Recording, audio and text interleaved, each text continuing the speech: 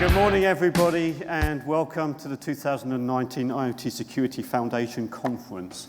You may not know this, but we are the longest running dedicated conference on IoT security anywhere in the world. Of course, we started in 2015 in Bletchley. We then went to the Royal Society. We spent a little bit of time at the IoT. This year, we're at the ILEC. Next year, we may have a surprise for you. So, we invite you to use social media throughout the conference. We'd like to make this the best conference to date, and perhaps we can achieve that with your help. And to give you some motivation to do that, we'll be giving out a few prizes later. So please use the hashtag IoTSF 2019. I'd like to extend a very warm welcome in rainy circumstances to our overseas visitors.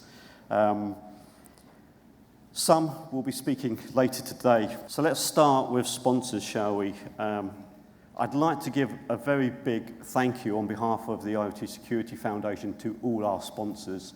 I'd particularly like to call out IAR Secure Things for sponsoring this session and being our headline sponsor.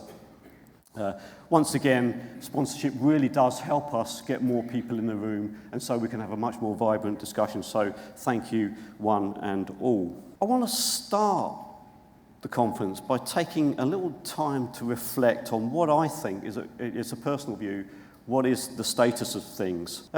Since we started in 2015, I think it is fair to say that the world is making steady progress as we start addressing IoT in security. Again, when we started in 2015, there was a lot of hype around IoT. Not many people were talking about security, but I'm pleased to say that now it is much more than a top 3 agenda item. And what I'm really proud of is that IoTSF has carried the flag right from those early days. We've been at the forefront of raising awareness, delivering best practices, and also right at the heart of some of the discussions that are going on in terms of policy. It also has to be said, though, that when we get into those discussions, it's very difficult to avoid getting into discussions on the efficacy of encryption in a post-quantum world, what effect adversary AI will have, and of course those advanced threats that we see. While all of that is important, and we'll come back to that in a moment, I think it's really, really important that we focus on job number 1.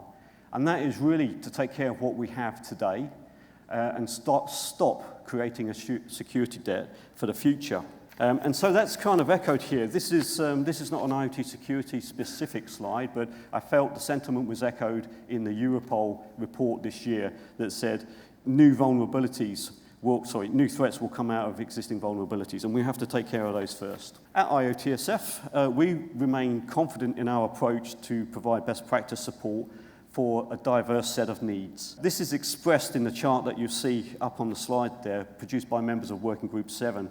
And what it seeks to show you is how we try to move our audience from a position where they may be of having very low maturity, but how we take them up a line which increases their maturity and gives confidence not only to them in industry, but also brings confidence to the market. We also know that skills and capacity is a major challenge. So some of the materials that we produce, we often ask the question, do we need to just tell our audience, or do we need to guide them? And so that's an ongoing discussion that we have within the working groups. A common international baseline is still a desired objective.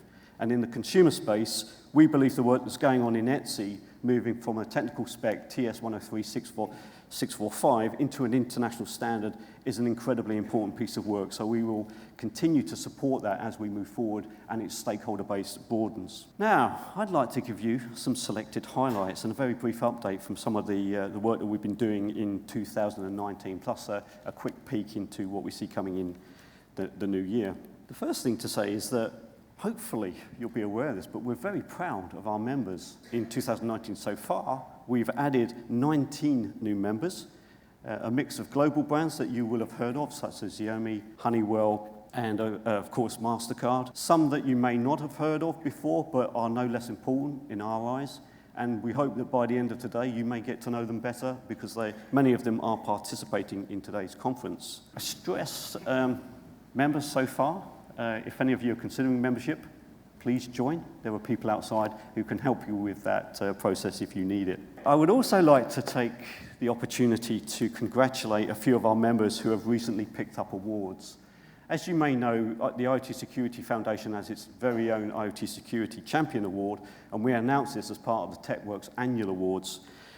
This year, the second year that we've run it, the award went to Signify, formerly Philips Lighting. What I want to stress, though, is this is not a product endorsement award. It's actually a lot better, because what it does, it recognises an organisation that demonstrates stewardship towards IoT security and tangibly demonstrates a duty of care not only to their customers, to their business, but also the wider ecosystem. So well done to Signify. Now, we also took the opportunity to promote some of our very own into the TechWorks Awards. And I'm delighted to tell you that our former chairman, still on the board, Professor Paul Dorey, won the Contribution to Industry Award 2019. And also founding member Secure Things picked up the Company of the Year Award. So once again, congratulations to them. Now, this is a slide I'm very proud of. I thought it was a very simple chart to understand, but yesterday when I flashed it up to the board, there were some questions. So let me pick out some points for you. This is not a time series. This shows you the amount of downloads that our materials have had since we started measuring them in March earlier this year. 15,000. I gave a talk about downloads just earlier this month, and we're up 2,000 just in a single month. What I would also say is that where we see most of the downloads happening is, of course, in Europe. We see America, and of course, well, a surprise to me when we started monitoring the downloads, India is very prominent. What we're also seeing, though, is Asia is rising, and I would just like to point out that we only publish currently in English, so that's a region we feel there's a big opportunity to have more influencing. So what's coming? Well, from today, you'll be able to download the latest version of the Secure by Design Best Practices Guide. Looking ahead slightly, in Q1, we look to publish the next version of the IoT Security Compliance Framework. You'll hear more about that work later on in this afternoon's session on assurance, I'm sure. But we've also just completed another study on the use of vulnerability disclosure in practice in the consumer space. There will be a talk by Mark Neve later in one of the breakout sessions, but we'll publish that report again in the new year. Where else are our materials being used? I think it's fair to say that IoTSF is cited in virtually all the prominent narratives in IoT security globally, including a recent report by TNO, who were commissioned on behalf of the Dutch and the Singaporean governments to do a landscape report on IoT security. We were delighted to have our work highlighted. We were equally delighted that there was a partnership between two governments to produce the report in the first instance. And so, of course, we applaud their efforts and we encourage them to do more of the same in future. That covers a fair amount of awareness, not all of it, but it gives you a flavour about raising awareness and best practice guides. And what else are we doing and what motivates us? Well, I'm personally mindful of an early conversation I had with Hayden Povey, who is the CEO of Secure Things. He said to me, you know, John, our mission is really simple. We need to make security consumable.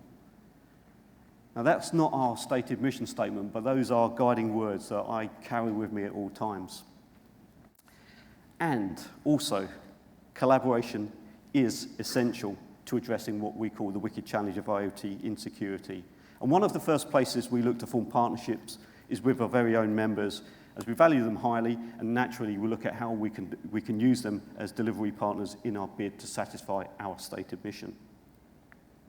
I'd like to share a few examples of how we are aligning those aims. For those of you who read the Semantic 2019 threat report, you may be aware that 75% of IoT attacks occurred at the router.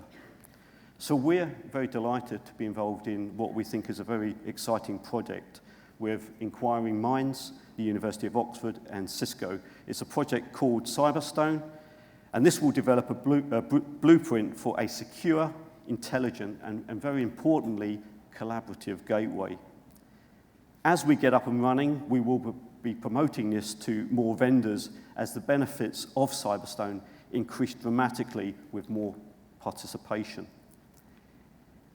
If this is of interest to you, I'm delighted to tell you that Nick Allett will also be making a presentation on this in one of the breakout sessions. Plus, he has a tabletop outside with some demonstrators on if you'd like to speak to him. And of course, there's training. We've been running our popular Foundations training course since 2017. Interest has been steadily growing. We've delivered the course here in the UK, we've delivered it in Spain and also in Austria, and next year we're looking even further afield. Not only that, but I'm also delighted to tell you that there are more members who want to promote courses in IoT security around the world, and look out for announcements next year because we intend to extend our portfolio. How do you demonstrate basic security? We've been in discussion with the IASME consortium here in the UK. The IASME consortium, for those who don't know, deliver Cyber Essentials and have been doing so since about 2014, 2015. They've so far made over 8,000 certifications.